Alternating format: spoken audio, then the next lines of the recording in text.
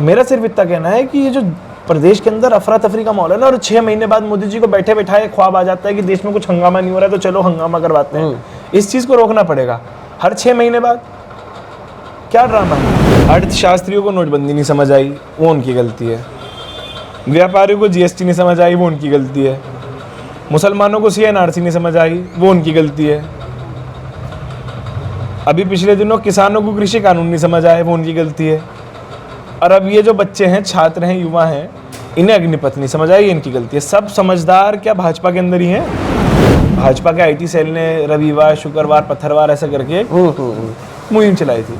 ऊपर वाले ने 5 दिन भी नहीं हुए थे कि अग्निबार भी लिया है। देश के अंदर 250 करोड़ की संपत्ति को फूंक दिया गया। और मैं आपके चैनल के माध्यम से युवाओं से अनुरोध करना चाहूँगा कि कोई भी समस्या का समाधान हिंसा नहीं है, और अगर हिंसा होगी तो नुकसान गरीब को होगा, नुकसान देश की संपत्ति को होगा, अर्थव्यवस्था को होगा, चाहे वो हिंदू हो चाहे वो मुसलमान हो। दोनों चीज़ें हैं। अगर हम गलत हैं तो हमें साबित करो गलत है, अगर हम सही हैं तो जो गलत कर रहा है उसे आप सजा दीजिए। दोस्तों नमस्कार, मैं हूं रोहित शर्मा। आप देखना शुरू कर चुके हैं हिंदुस्तान नाइन। पूरे देश में और प्रदेश में क्या हालत है आप सबको पता है। देश आग में जल रहा है, युवा सड़कों पर हैं और तमाम लोग अपनी अपनी बात कहने के लिए सरकार की नीतियों का विरोध कर रहे हैं।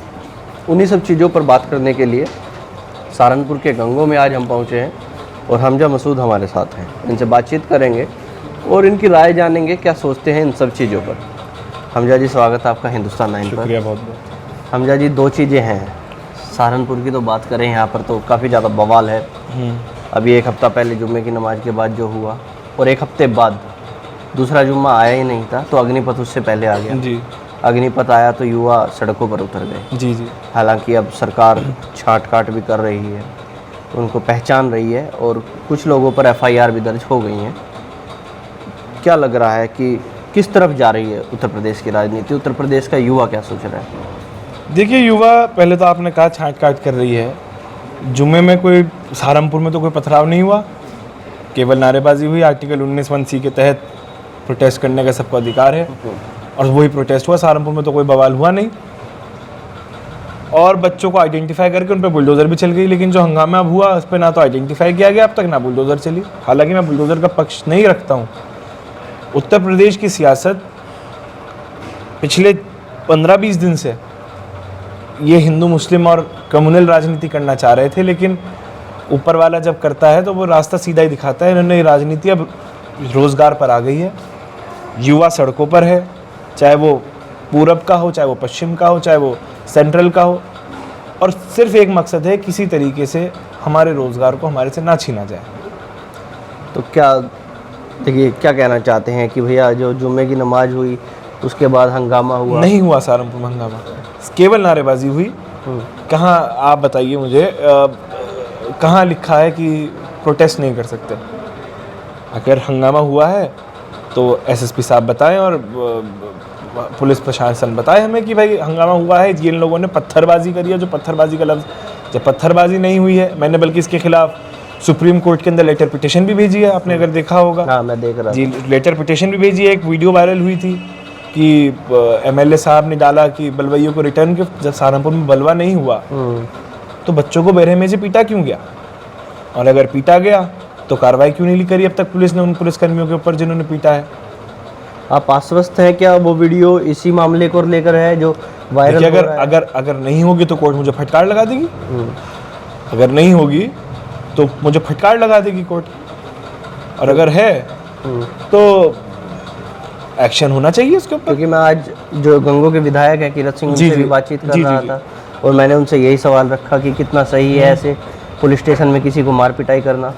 तो वो कह रहे हैं कि भैया अभी आश्वस्ति नहीं है कि ये वीडियो उसी मामले को लेकर है। उसमें जो बच्चा पिट रहा है क्या है? देखिए, विधायक जी मेरे बड़े हैं, मैं उनकी बात को क्या ही काटूं, लेकिन मैं इतना कहूँगा कि जो उसमें बच्चा पिट रहा है वो सहारनपुर की पीरवाली गली का है। सैफ नाम का बेटा, माँ और बहन रो रही उसकी। आपने NDTV की रिपोर्ट देखी होगी। अगर वो सहारनपुर का नहीं है तो NDTV के खिलाफ और विधायक के खिलाफ पुलिस कार्रवाई करे, बीजेपी के MLA के जिसने वीडियो वायरल करी है। और अगर वो सहारनपुर की वीडियो है तो फिर पुलिस प्रशासन जो है वो जिन कर्मियों ने बदतमीजी करी है और ये एंटी कॉन्स्टिट्यूशनल चीज़ करी है उन्हें सस्पेंड करे। दोनों चीज़ें हैं। अगर हम गलत हैं तो हमें साबित करो गलत है, अगर हम सही हैं तो जो गलत कर रहा है उसे आप सज़ा दीजिए।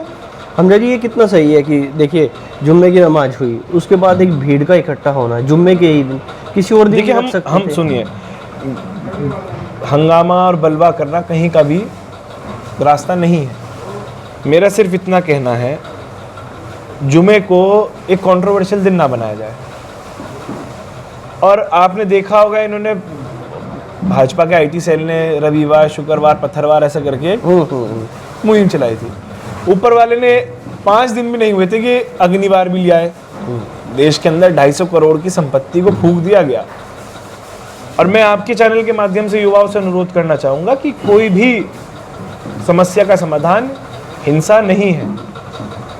और अगर हिंसा होगी तो नुकसान गरीब को होगा, नुकसान देश की संपत्ति को होगा, अर्थव्यवस्था को होगा, चाहे वो हिंदू हो चाहे वो मुसलमान हो। अब इसी मामले में सहारनपुर से एक यहाँ के जो जिला अध्यक्ष जिला पंचायत हैं वो भी अब गिरफ्तार कर लिए गए हैं अग्निपथ को लेकर। जी जी जी, अभी की संदीप भाई मैंने आपको बताया था ना, वो जिला पंचायत मेंबर है, उन्हें भी पकड़ा गया। जी हाँ, उनको गिरफ्तार कर लिया गया है। कुछ लोगों का ये मानना है कि जो लोग अभी ये प्रोटेस्ट कर रहे हैं अग्निपथ को लेकर या इस तरह का पथराव कर रहे हैं या दंगा भड़का रहे हैं, उनका तो आर्मी से, सेना से, फौज से कोई लेना देना ही नहीं है। उनकी उम्र 27, 28, 29। अरे आप मुझे एक बात बताइए, अर्थशास्त्रियों को नोटबंदी नहीं समझ आई, वो उनकी गलती है। व्यापारियों को जीएसटी नहीं समझ आई, वो उनकी गलती है। मुसलमानों को सीएनआरसी नहीं समझ आई, वो उनकी गलती है। अभी पिछले दिनों किसानों को कृषि कानून नहीं समझ आए, वो उनकी गलती है। और अब ये जो बच्चे हैं, छात्र हैं, युवा हैं, इन्हें अग्निपथ नहीं समझ आई, इनकी गलती है। सब समझदार क्या भाजपा के अंदर ही हैं? सारे समझदार क्या बीजेपी के ही और उसके समर्थक हैं? मतलब ये तो बहुत एब्सर्ड बात है। कोई विरोध करेगा, किसान विरोध कर रहे हैं, ये किसान नहीं है। मुसलमान विरोध कर रहे हैं, ये तो पाकिस्तानी है। अर्थशास्त्री कुछ कहते हैं कि ये तो फर्जी अर्थशास्त्री है। सब सच्चे पक्के यही हैं। नहीं, ये भी कुछ लोगों का देखिए, पहले जब हम इजराइल की बात करते थे या किसी भी चीज़ दूसरे देशों की सेना की बात करते थे, इजराइल में कानून है कि भैया 2 साल के लिए सेना में जाना पड़ेगा। बट वो कानून प्रत्येक घर के लिए है कि हर व्यक्ति को, हर नौजवान को 18 साल के बाद एक एज है, उन्हें आर्मी के अंदर आना है। और हम इजराइल और अमेरिका की जो बात कर रहे हैं, हम पहले उनकी जैसी अर्थव्यवस्था तो बना लें। हमारा कृषि प्रधान देश है। हमारे देश के 90% लोगों के पास खेती की ज़मीन नहीं है। ठेके पे लेकर, कोई किराए पे करके, कोई मजदूरी करके अपना पेट पालते हैं हम लोग। यही तो है हमारे देश के अंदर। पहले अपनी अर्थव्यवस्था को उस लेवल पे लेके तो जाए। इजराइल कितना बड़ा है? सहारनपुर की आबादी जितना। आप ये चीज़ सहारनपुर में लागू कर दीजिए, सहारनपुर की अर्थव्यवस्था आप अलग कर दीजिए कि सहारनपुर का पैसा सहारनपुर में लगेगा, बस सहारनपुर फल फूलने लगेगा, पूरा आगे चला जाएगा। इतना बड़ा देश है, कश्मीर से लेकर कन्याकुमारी तक। आप इसे एक समान नहीं मान सकते। हर 50 किलोमीटर में जिस देश में भाषा बदलती हो, हर 50 किलोमीटर में जिस देश के अंदर कल्चर बदल जाता हो, उस देश के अंदर आप एक ऐसी चीज़ लाने की कोशिश कर रहे हैं कि भाई 4 साल ठीक है, आपने 17 साल के बाद नौकरी दे दी, 18 साल के बाद 21 साल तक नौकरी करी। फिर क्या हमारे बच्चे होमगार्ड बनने के लिए हैं? चौकीदार बनेंगे? लेकिन उसमें कह रहे हैं कि भैया जैसे वैकेंसी निकलती थी, पक्की जो भर्ती थी वो ऐसे ही होती रहेंगी।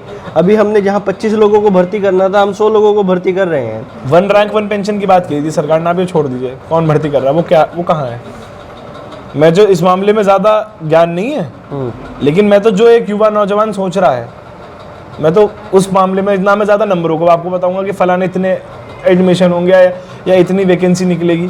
मुझे तो सिर्फ इतना बताइए कि 4 साल के आप दे रहे हैं, जो बच्चे बेरोजगार हो जाएंगे एकदम से। आपने वैकेंसी निकाली, आपने नौकरी दी, 4 साल का वक्फा खत्म होते ही एक साथ 50 लाख युवा, आप एक एग्जाम्पल मान लीजिए, 50,000 युवा बेरोजगार हो गया। क्या एक साथ हम 50,000 नौकरी देने के कैपेबिलिटी रखते हैं इस देश के अंदर? एक साथ बताइए आप मुझे। तो वो बता रहे हैं कि भैया देखो, हम उनको 12 लाख रुपए देंगे, उसके बाद उनकी सैलरी से भी कुछ सेविंग्स होंगी, अपना काम कुछ लोग कर सकते हैं। उसके बाद असम राइफल में, सीएपीएफ में या फिर लोकल पुलिस में, जो भी स्टेट पुलिस है, जी, वो तो उसमें 28 तक की है, उसमें 28 तक की लिमिट है। है 28 तक की लिमिट। अब आप ये बताइए, नहीं हुआ लोगों का, आप जब नौकरी दे ही रहे हैं तो पक्की क्यों नहीं दे रहे हैं? आप छोड़ दीजिए कहाँ कौन क्या जाएगा, क्या जिंदगी भर आदमी बंजारों की तरह इधर उधर फिरता रहेगा? आदमी की स्टेबिलिटी होती है, और जो उम्र आप बता रहे हो उस उम्र के बाद तो आदमी की शादी होती है। आपकी मेरी उम्र शादी की है। अगर हम लोग अब स्टेबल नहीं होंगे अपने जीवन के अंदर, हमारे पास पैसा नहीं होगा, तो आप बताइए घर कैसे चलेगा, गृहस्थी कैसे चलेगी, अर्थव्यवस्था के अंदर कंट्रीब्यूट कैसे करेंगे?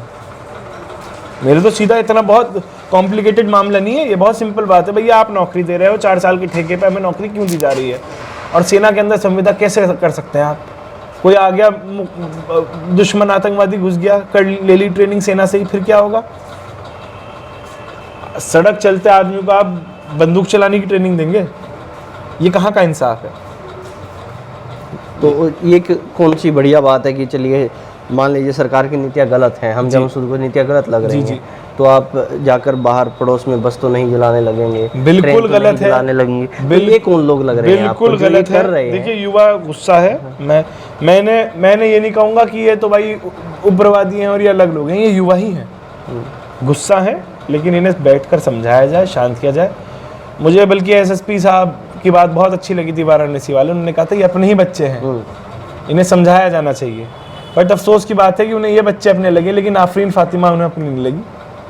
वो बच्ची शायद कहीं और की थी, उसका घर तोड़ दिया गया। ये बच्चे अपने, इन्हें समझाया जाए। क्या इसमें भी हिंदू मुस्लिम एंगल ढूंढ रहे हैं क्या? मैं ढूंढ नहीं रहा हूँ, तो खुद ही कर रहे हैं। आफरीन फातिमा का घर तोड़ा गया था, उसके घर को क्यों तोड़ा गया? वो भी तो बच्ची अपनी है। बस सीधी बात है कि भाई बच्चे सब अपने हैं, चाहे वो हिंदू हो चाहे मुसलमान हो।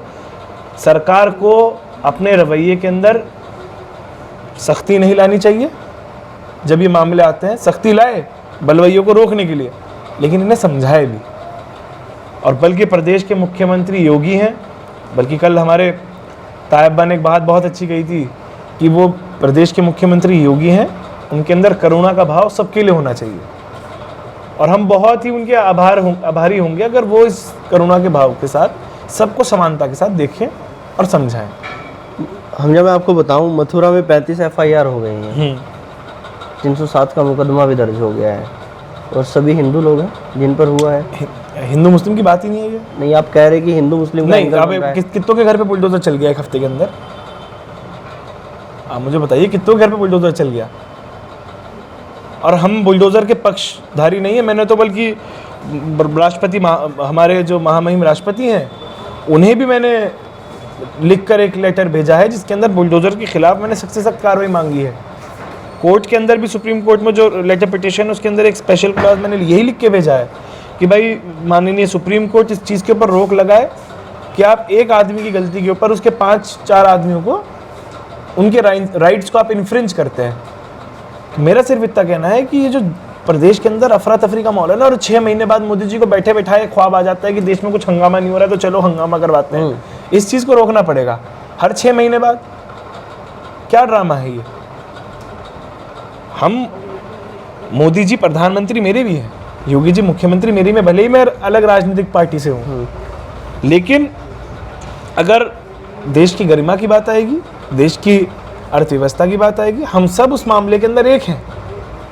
लेकिन जब देश के अंदर इस तरीके के हालात और माहौल बनाए जाएंगे और बांटा जाएगा, जब नुकसान देश को भी होगा, आने वाली नस्लों को भी होगा, और हिंदुस्तान के लोग जब जागेंगे जब बिल्कुल बर्बाद हो चुका होगा यहाँ सब कुछ मामला।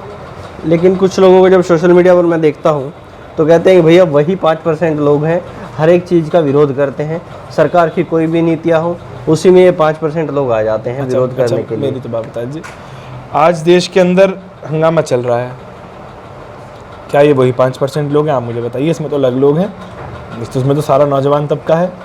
मैंने आपको एक बात कही ना पिछले पहले भी कि भाई बीजेपी के हिसाब से जो किसान आंदोलन कर रहा है वो किसान नहीं है। अगर किसान नहीं थे तो बिल क्यों वापस लिया? व्यापारी अगर जीएसटी का विरोध करता है वो व्यापारी नहीं है। तो ये चीज़ इल्ज़ाम लगाने वाली चीज़ है कि भाई हम तो सब सही कर रहे हैं, तुम गलत हो। भाई कभी कभार आपकी भी गलती हो सकती है, ऐसा नहीं है कि हर बार सरकार की गलती होगी, ऐसा भी नहीं है। लेकिन जहाँ गलत है सरकार, अब जैसे नितिन गडकरी जी हैं, इस हुकूमत के सबसे काबिल अगर कोई मंत्री है तो नितिन गडकरी ये काम करके दिखाया। और सबसे अगर निकम्मी कोई मंत्री है इस पूरे कैबिनेट के अंदर तो निर्मला सीतारमण है, जिन्होंने पूरी अर्थव्यवस्था को बैंड बजा के रख दी।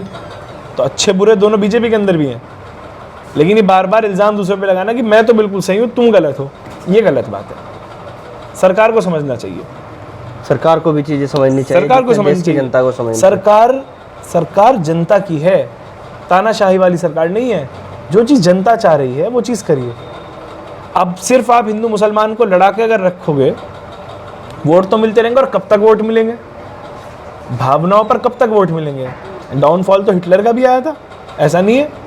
भावनाओं की बात तो आप भी करते हैं, गंगों पर आ जाते हैं। चलिए एक बार मैं आपका पेज देखता रहता हूँ जी अक्सर। एक बात बताइए, मुसलमानों ने जिसको वोट दिया बिल्कुल गायब हो गए हैं, बिल्कुल चुपकर गायब बैठ गए हैं, बिल्कुल आप गायब हो सीधा गए। सीधा बात करते हैं। एक बात तो बताइए, अपने हक के बारे में बात करना कहाँ की सांप्रदायिकता है। मैं तो अपने राइट्स के बारे में बात कर रहा हूँ। मैं माइनॉरिटी हूँ, जिसको मेरी बिरादरी ने, मेरी कौम ने वोट दिया है, 80,000 वोट दे दिया। क्या उनका फ़र्ज़ नहीं है कि आगे आकर उनकी आवाज़ उठाएं? आप बताइए, आदमी क्यों वोट देता है? आवाज़ उठाने के लिए वोट देता है ना। आपने मेरा रेफरेंस लिया, बिल्कुल सही बात है। मेरा सवाल सिर्फ चौधरी साहब से नहीं है, मेरा सवाल तो धर्म सिंह अंकल से भी है। आप कहाँ हैं? आपको 95,000 वोट दिया मुस्लिम ने, इन्हें तो बिल्कुल बेचारों को फिर भी 78,000 वोट मिला। इन्हें तो 95,000 वोट दिया नकुड़ वालों को। आप कहाँ हैं? और मैं इन्हें क्या कह दूँ, अखिलेश यादव कहाँ हैं, जिन्हें 96% वोट दे दिया पूरे प्रदेश में मुसलमान ने। अगर हमारा क्या झगड़ा है भाई बीजेपी से, इनके चक्कर में हम बीजेपी के टारगेट पे हैं, सरकार के टारगेट पे हैं, तो हमारे लिए रक्षा की लड़ाई कौन लड़ेगा? यही तो लोग आके लड़ेंगे। मैं आगे अगर आके विरोध करूंगा, आपने जो बात कही वो बात पब्लिक कहेगी कि तो सांप्रदायिक है, मुसलमानों की बात करता है। अगर मैं आगे आके विरोध करूंगा, मेरी जगह विरोध की जिम्मेदारी उन सेकुलर हिंदू नेताओं की है जिन्हें हमारा वोट मिलता है और जो हमारा वोट लेकर सत्ता में बैठते हैं। मतलब इनसे बेहतर तो भाजपा है। जो हरकतें ये कर रहे हैं, कम से कम भाजपा खुल के कर रही है, तो छुप के करते हैं हरकतें। हमें पता है कि बीजेपी क्या कर रही है, क्या नहीं करेगी।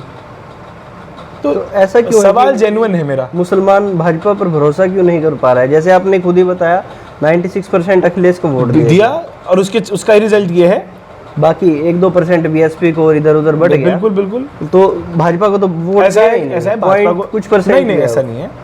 हर सीट पर भाजपा का वोट है, हर बूथ पे भाजपा का वोट है, ऐसा नहीं है। भाजपा को भी वोट दिया है, लेकिन बस देखिए, इतिहास अगर आप उठा के देखें तो बीजेपी का इतिहास जो है वो आदमी इतिहास से सीखता है। भाजपा के इतिहास में हमारे लिए कुछ है नहीं, सिवाय बेइज्जती के, सिवाय नफरत के हमारे लिए कुछ नहीं है। 1-2 एग्जाम्पल दे दीजिए। एग्जाम्पल आप नुपुर शर्मा और नवीन जिंदली हैं भी लेटेस्ट एग्जाम्पल। अगर अरब के देश विरोध ना करते तो पार्टी से भी ना निकलते। लेटेस्ट एग्जाम्पल तो यही है भी, जिनके चक्कर में देश का सर झुक गया इंटरनेशनल प्लेटफॉर्म पर, हमारे देश को माफ़ी मांगनी पड़ी। प्रधानमंत्री मेरे भी हैं मोदी जी, अगर उनका फोटो डस्टबिन के ऊपर लगाया जाएगा तो हमें भी तकलीफ होगी कि भाई हमारे देश का प्रधानमंत्री बड़ा आदमी है। किसकी वजह से हुआ? इन्हीं की वजह से तो हुआ। वो पार्टी से निकाल दिया उन्होंने, अभी तो निकाला गया। और गिरिराज सिंह जी कहाँ हैं? परवेश वर्मा कहाँ हैं? दिल्ली के, जिन्होंने कहा था। और प्रदेश के हमारे योगी जी मुख्यमंत्री हो तो साक्षात उनके तो बयान है। चलिए अब तो खैर मुख्यमंत्री हैं, अब तो बहुत ही संवेदनशील बात करते हैं वो, लेकिन उस टाइम जब उनका शुरुआती दौर था तो उनके तो बयान माशाल्लाह बहुत ही अच्छे थे। ऐसा लगता है हम जब कभी हिंदुस्तान का मुसलमान भाजपा पर भरोसा कर पाएगा, कभी शिफ्ट हो पाएगा, इधर स्विच कर जाएगा? देखिए होने को युवा है और आने वाले, देखिए होने को तो कुछ भी हो सकता है। जिस दिन भाजपा पे मुसलमान शिफ्ट हो गया उस दिन बीजेपी खत्म हो जाएगी, ये भी याद रखिएगा आप। होने को तो कुछ भी हो सकता है।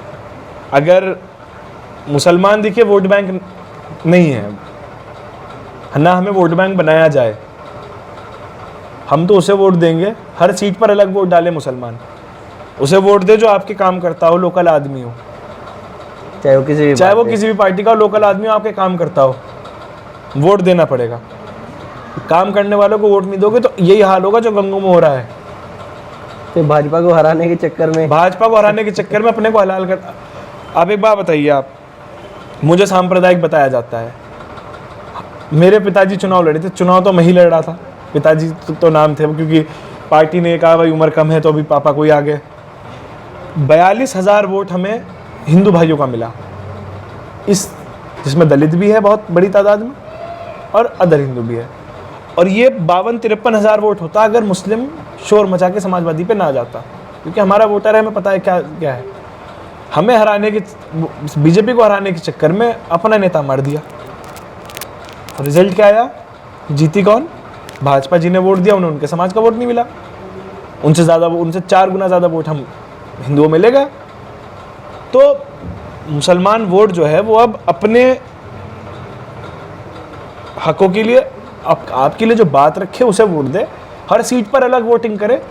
ज़रूरी थोड़ा ना कि पूरे प्रदेश के अंदर बीजेपी समाजवादी को आप वोट दे देंगे बीजेपी हराने के लिए, और समाजवादी को बीजेपी को हराने के लिए आप आरएसएस के कैंडिडेट को जिता देंगे चाहे वो समाजवादी का भी हो, और बीजेपी के सेकुलर को हरा दिया आपने, फिर क्या होगा?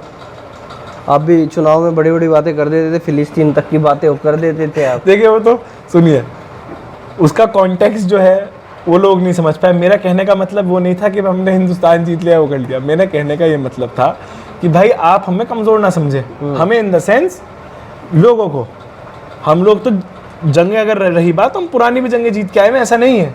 अब उस बात को तोड़ मरोड़ के भाजपा ने, भैया ये तो फिलिस्तीन जीतने वाला है, फिलिस्तीन, भाई मैं कौन सा फिलिस्तीन जा रहा, ना तो मेरा पासपोर्ट है, पासपोर्ट भी मेरा एक्सपायर हुआ पड़ा हुआ, ना मुझे वहाँ से ज़्यादा मतलब है, ना वास्ता है, मैं हिंदुस्तान का रहने वाला। मेरे परिवार वाले लगातार देश के विभिन्न सदनों के अंदर वो बैठे हैं, संविधान की कसम खाते हैं। मेरे चाचा आर्मी के अंदर, मुझे क्या मतलब? राजनीतिक बात थी वो, और फ्लो में कभी कभार भाई मामला निकल ही जाता है भाई, कुछ ना कुछ। मानसिकता को लेकर फ्लो में चीजें आ ही जाती हैं कई बार। मानसिकता ये नहीं है, लेकिन मेरी, आपको मेरी मानसिकता जाननी है तो बगल में मेरे आशीष अंकल का घर है, उनसे पूछ लीजिए। कुमार फौजी है जिनकी गोद में खेल के मैं बड़ा हुआ हूँ। संदीप वर्मा है जो मेरे बड़े भाई हैं। नरेश अंकल आज भाजपा के अंदर है, लेकिन उनका सबसे लाडला भतीजा अगर कोई जिले सहारनपुर के अंदर है तो हमजा मसूदी है। तो फिर हमजा मसूद क्या इस तरह के बयान देके मुसलमानों का नेता बनना चाहता है क्या? मुसलमान का नेता क्यों बनूंगा? जब देखें बात करते रहते हैं। नहीं, हक की बात करता हूँ मैं। कश्मीरी पंडितों के बारे में मैंने बात करी, आपने उसके बारे में तो कहानी। 32 साल में सबसे बड़ा पलायन हुआ, 32 साल में सबसे बड़ा पलायन हुआ। भाजपा के नेताओं ने कोई बयान नहीं दिया, हमने बयान दिया। हमारे इस्लाम में एक चीज़ है कि अगर कुछ चीज़ गलत हो रही है तो उसे ज़बान हाथ से रोक दो, हाथ से नहीं रोक सकते तो मुंह से कह के रोक दो, और मुंह से नहीं रोक सकते तो दिल में उसे बुरा कह दो। हाँ, इसलिए हम तो उस बात पर करना। आज मुसलमानों पर अत्याचार हो रहा है, मुसलमान के लिए बोल रहे हैं। अगर मेरे किसी हिंदू भाई पे भी अत्याचार होगा तो हम बोलेंगे जैसे कश्मीरी पंडितों के ऊपर हो रहा है। हमने बोला 32 साल में सबसे बड़ा पलायन है, और इस पलायन को भाजपा की सरकार के अंदर हो रहा है, जो कश्मीरी पंडितों के नाम पर वोट मांगती है। पहली बार कश्मीरी पंडितों के ट्रांजिट कैंप के अंदर राशन के लिए हाहाकार मच गया, धरना देना पड़ा। किसके राज में हो रहा है? हम तो उनके लिए भी बोल रहे हैं। और आप दुआ करो आपका भाई किसी सदन में बैठ जाए, फिर पता लगेगा भाई कि किसका हूँ मैं, किसका नहीं। मैं तो रशीद मसूद का पोता हूँ जिसने गुलदस्ता सजाया था हिंदुओं और मुसलमानों का मिलके, और मैं तो उसी चीज़ को मैं आगे रखता हूँ और उसी चीज़ पर मैं बात करूँगा। चलिए हमजा जी, अब तक के लिए इतना ही, फिर किसी दिन और मुद्दों पर बातचीत करेंगे। हालांकि ये मुद्दे काफ़ी बड़े हैं, इन पर बातचीत करते रहेंगे तो काफ़ी लंबा चला जाएगा।